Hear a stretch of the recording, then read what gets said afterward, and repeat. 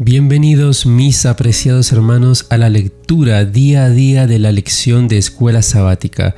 Gracias por ser parte de este ministerio Promesas Eternas y por quedarse con nosotros hasta el final de este video. Comparte estas hermosas enseñanzas de una lección que nos trae el completo amor y justicia del Señor.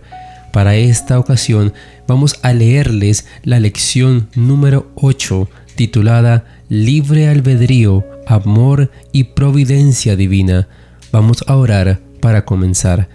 Padre Santo que estás en el cielo, gracias te damos, oh Dios, por la maravillosa oportunidad de poder continuar estudiando tu palabra. En esta lectura diaria de la lección de Escuela Sabática, esperamos, oh Dios, sacar lecciones para nuestra vida espiritual. Bendice a cada persona que se dispone a escuchar y a estudiar tu palabra.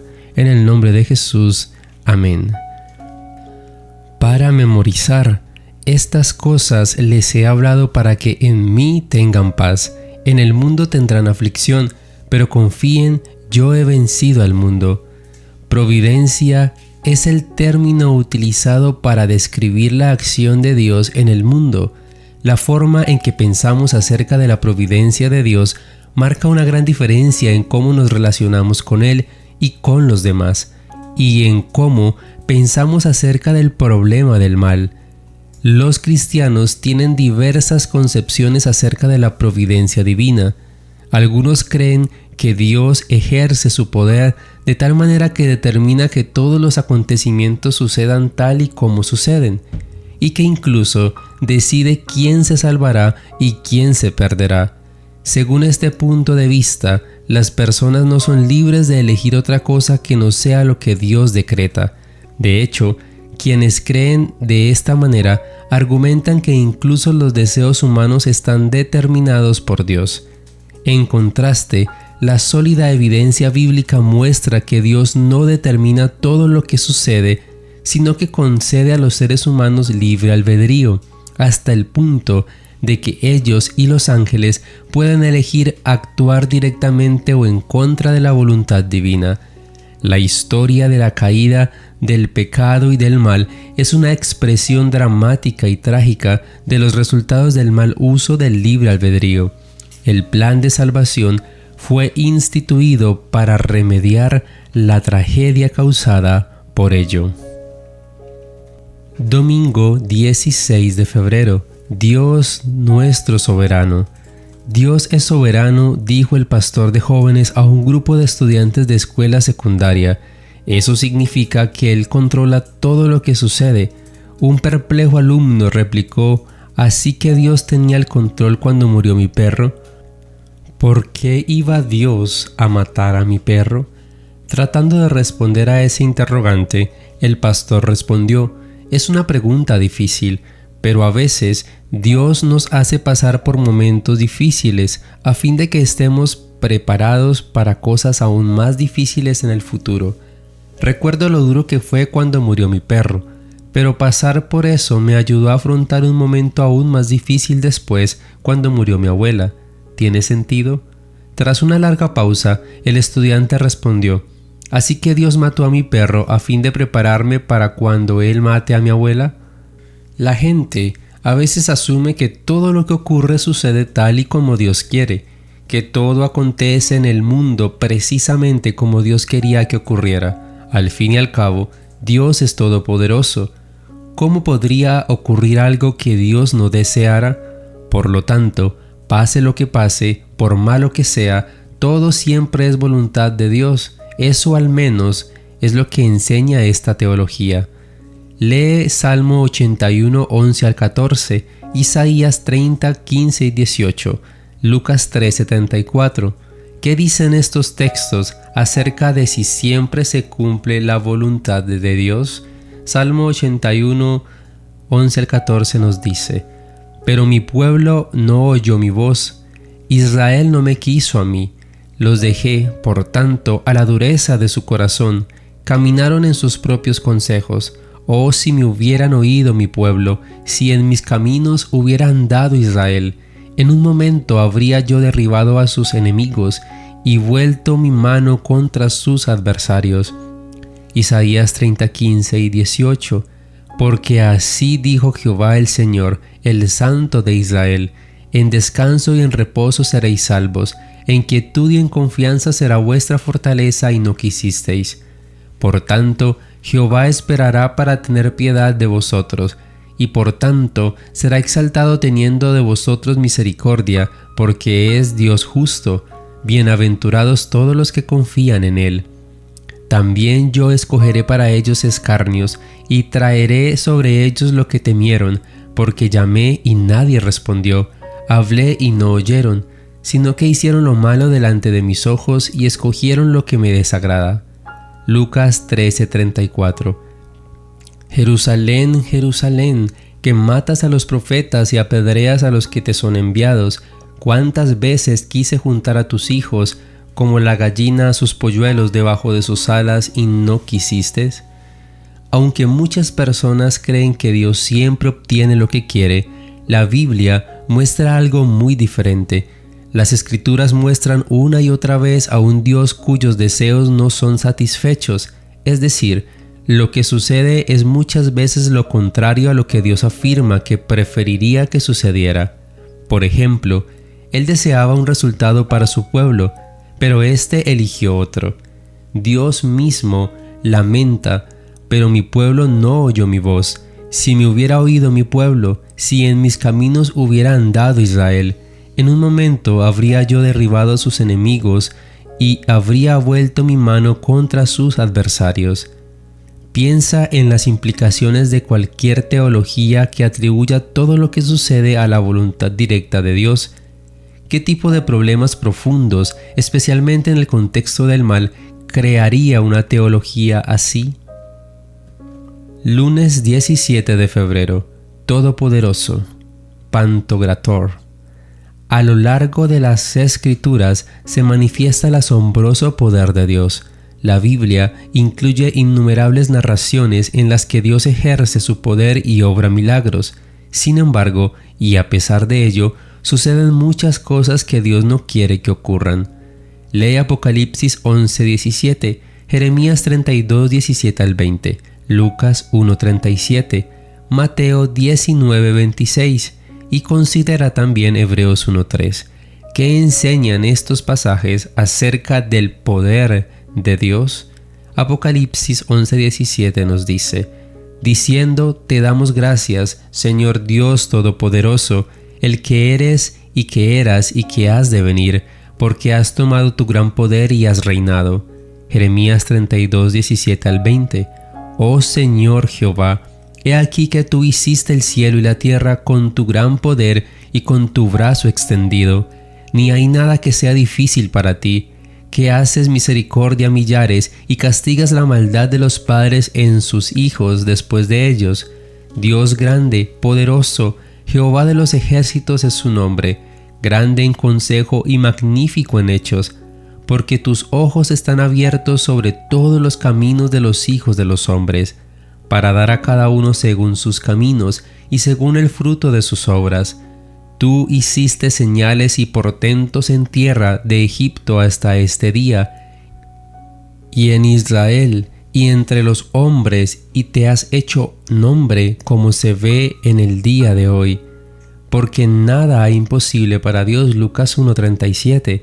Y mirándolos Jesús les dijo: para los hombres esto es imposible, mas para Dios todo es posible. Mateo 19:26.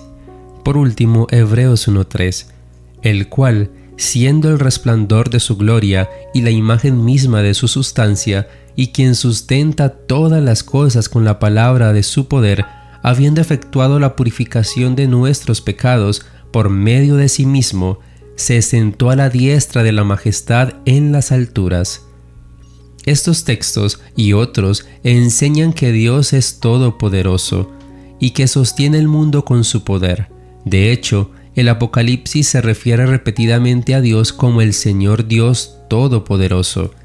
Este es precisamente el significado de la palabra griega así traducida, Pantocrator.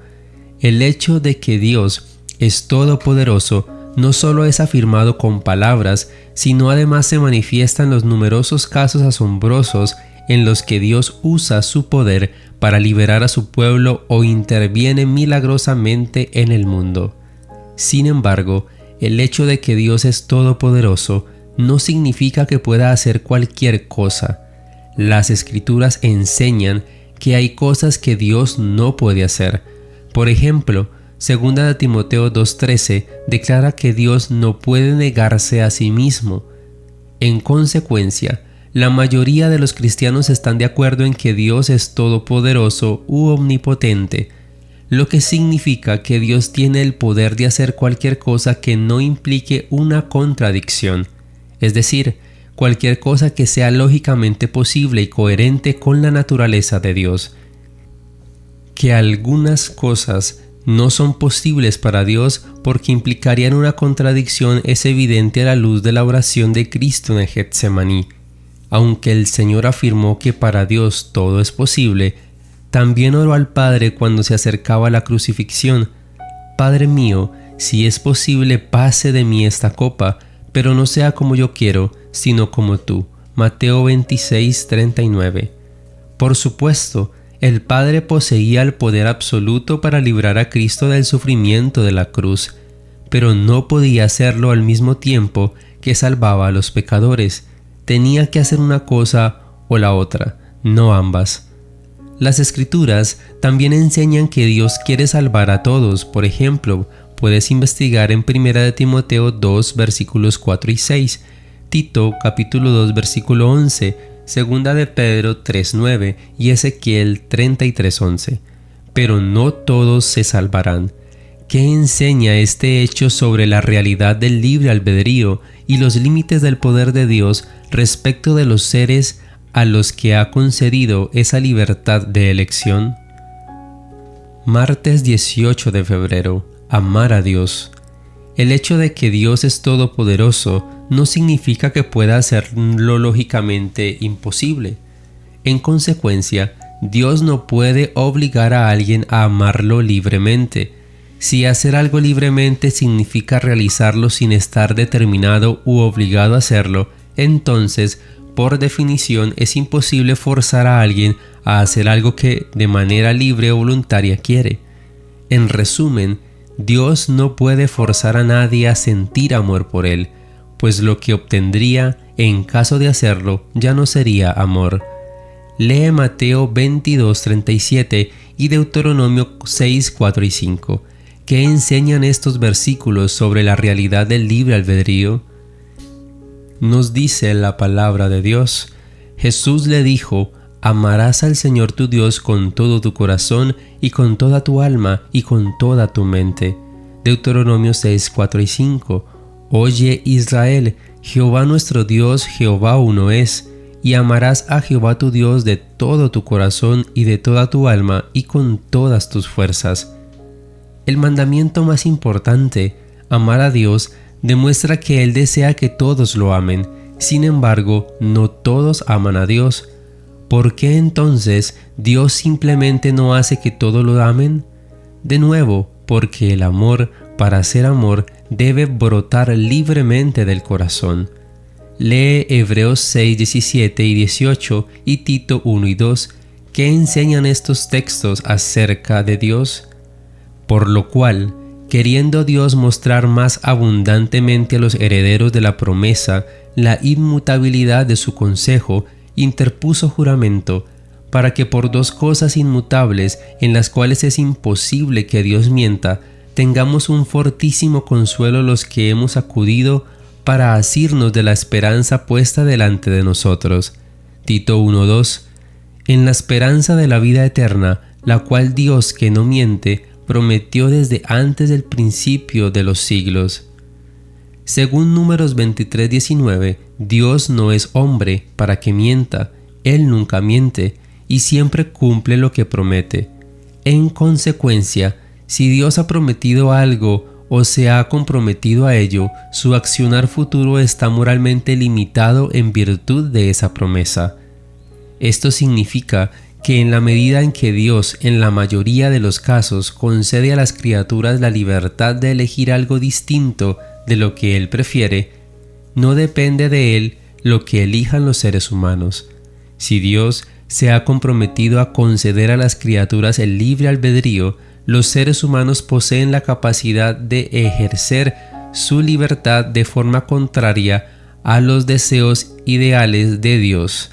Trágicamente, muchas personas ejercen su libertad de este modo, y en consecuencia ocurren muchas cosas que Dios desearía que no sucedieran, pero que no dependen en sentido estricto de Dios. ¿Hiciste alguna vez algo a sabiendas de que Dios no quería que lo hicieras? ¿Qué enseña esto acerca de cuán real es el libre albedrío y de sus posibles consecuencias negativas en caso del mal uso? Miércoles 19 de febrero. Voluntad divina, ideal y correctiva. Lee Efesios 1, 9 al 11. ¿Qué dice este texto acerca de la predestinación? ¿Están algunas personas predestinadas a salvarse y otras a perderse? El término griego traducido aquí y en otras partes de la escritura como predestinación no significa que Dios determina de antemano o casualmente la historia. A diferencia de ello, simplemente significa proponer una meta o poner una meta delante. Por supuesto, uno puede decidir algo de antemano unilateralmente o hacerlo de una manera que tenga en cuenta las decisiones libres de las personas delante de las cuales se pone esa meta. La Escritura enseña que Dios hace esto último. Aquí y en otros lugares, por ejemplo Romanos 8, 29 y 30, el término traducido como predestinado se refiere a lo que Dios planea para el futuro después de tener en cuenta lo que sabe de antemano acerca de las decisiones libres de las criaturas. De esa manera, Dios puede guiar providencialmente la historia hacia los fines buenos que desea para todos, respetando la libertad de las criaturas, necesaria para una auténtica relación de amor. Efesios 1:11 dice que Dios hace todas las cosas según el designio de su voluntad. ¿Significa esto que Dios determina que todo sucede tal como Él desea? Leído aisladamente, Efesios 1:9 al 11 podría dar esa impresión. Sin embargo, esta interpretación estaría en contradicción con los numerosos textos que vimos antes, que muestran que las personas rechazan a veces los designios de Dios. Si la Biblia no se contradice, ¿cómo armonizan estos pasajes? El texto de Efesios tiene perfecto sentido si uno simplemente reconoce una distinción entre lo que podríamos llamar la voluntad ideal de Dios y su voluntad correctiva. La voluntad ideal de Dios es lo que Él prefiere que ocurra y lo que ocurriría si todos hicieran siempre exactamente lo que Él desea. En cambio, la voluntad divina correctiva o reparadora es la que ya ha tenido en cuenta todos los demás factores, incluidas las decisiones libres de las criaturas, que a veces se apartan de lo que Dios prefiere. Efesios 1:11 parece referirse a la voluntad correctiva o reparadora de Dios. La presencia de Dios sobre el futuro es tal que aun conociendo todas las decisiones, incluidas las malas, que tomarán las personas, Él puede obrar para bien. Romanos 8:28. ¿Qué consuelo puedes extraer de esta verdad? Jueves 20 de febrero. Dios ha vencido al mundo. Si todo ocurriera según la voluntad ideal de Dios, nunca habría existido el mal, sino solo la dicha, el amor y la armonía perfectos. Con el tiempo, la tierra será restaurada y así el universo entero volverá a estar en armonía con la voluntad perfecta e ideal de Dios. Mientras tanto, Él hace que su voluntad se cumpla teniendo en cuenta las decisiones libres de sus criaturas. Imagina un concurso de repostería en el que todos los participantes están obligados a utilizar una serie de ingredientes, pero pueden añadir cualquier otro que deseen para hacer el pastel o la torta que quieran. En última instancia, cualquiera que sea la torta que cada repostero decida hacer, ella estará determinada, al menos en parte, por algunos ingredientes que él no eligió. Del mismo modo, dado que Dios se ha comprometido a respetar la libertad de las criaturas, muchos de los ingredientes que componen la historia del mundo no son elegidos por Dios, sino lo contrario de lo que Él desea. Desde este punto de vista, la providencia divina no es unidimensional. Dios no controla unilateralmente todo lo que sucede. Este hecho implica una visión bidimensional de la providencia de Dios. Algunas de las cosas que suceden son causadas por Dios, pero otras son el resultado de las decisiones libres de sus criaturas. Dios no quiere que ocurran muchas cosas de las que suceden. Lea Juan 16:33. ¿Qué esperanzas nos ofrece este texto incluso en medio de las tribulaciones? Estas cosas os he hablado para que en mí tengáis paz. En el mundo tendréis aflicción, pero confiad, yo he vencido al mundo. Especialmente en tiempos de sufrimiento o dificultad, la fe de las personas puede flaquear porque erróneamente creen que Dios les evitará o debería evitarles el sufrimiento y las dificultades propias de esta vida. Pero Jesús advierte a sus seguidores que experimentarán dificultades y tribulaciones en este mundo, pero que hay esperanza, pues Él ha vencido al mundo. El hecho de que enfrentemos sufrimientos y dificultades no significa que Dios desea idealmente eso para nosotros.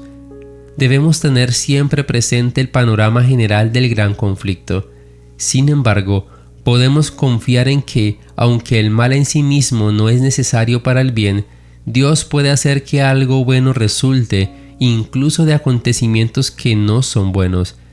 Si confiamos en Dios, Él puede utilizar incluso nuestros sufrimientos para acercarnos a Él y motivarnos a ser compasivos y a cuidar de los demás. Viernes 21 de febrero. Para estudiar y meditar. Lee el capítulo titulado Dios con nosotros en las páginas 11 a 18 del libro El deseado de todas las gentes de Elena G. de White. El plan de nuestra redención no fue una reflexión ulterior, formulada después de la caída de Adán. Fue una revelación del misterio que por tiempos eternos fue guardado en silencio. Fue una manifestación de los principios que desde edades eternas habían sido el fundamento del trono de Dios. Desde el principio, Dios y Cristo sabían de la apostasía de Satanás y de la caída del hombre seducido por el apóstata. Dios no ordenó que el pecado existiese, sino que previó su existencia e hizo provisión para hacer frente a la terrible emergencia. Tan grande fue su amor por el mundo que se comprometió a dar a su Hijo unigénito para que todo aquel que en él cree no se pierda, mas tenga vida eterna. Juan 3:16. Elena G. de White, El deseado de todas las gentes, página 13. Preguntas para dialogar. Si Dios no siempre consigue lo que quiere, ¿cómo influye este hecho en tu forma de pensar acerca de lo malo que ocurre en el mundo? ¿Cuáles son las implicaciones prácticas de entender que Dios tiene deseos insatisfechos? Si volvemos a la analogía del jueves acerca del certamen de repostería, podemos entender por qué, aunque Dios y Cristo sabían de la apostasía de Satanás, siguieron adelante y nos crearon. El amor tenía que estar en la mezcla y el amor significaba libertad. En lugar de no crearnos como seres capaces de amar, Dios nos creó para que pudiéramos amar, pero lo hizo aún sabiendo que en última instancia eso llevaría a Jesús a la cruz. ¿Qué debería decirnos la disposición de Cristo a morir en la cruz con tal de no privarnos de la libertad inherente al amor acerca de cuán sagrado y fundamental es este para el gobierno de Dios? A menudo lamentamos el mal y el sufrimiento existentes en este mundo, pero cuán a menudo reflexionas acerca de la tristeza que Dios mismo siente a causa de ello. ¿Qué diferencia supone para tu comprensión del mal y del sufrimiento reconocer que Dios mismo sufre a causa del mal? ¿Cómo te ayuda saber que Dios no desea que ocurran muchas de las cosas que acontecen en el mundo a afrontar tu propio sufrimiento, especialmente cuando no tiene sentido y parece que no conduce a nada bueno? Padre Santo que estás en el cielo, gracias te damos, oh Dios, por la maravillosa oportunidad de poder estudiar tu palabra.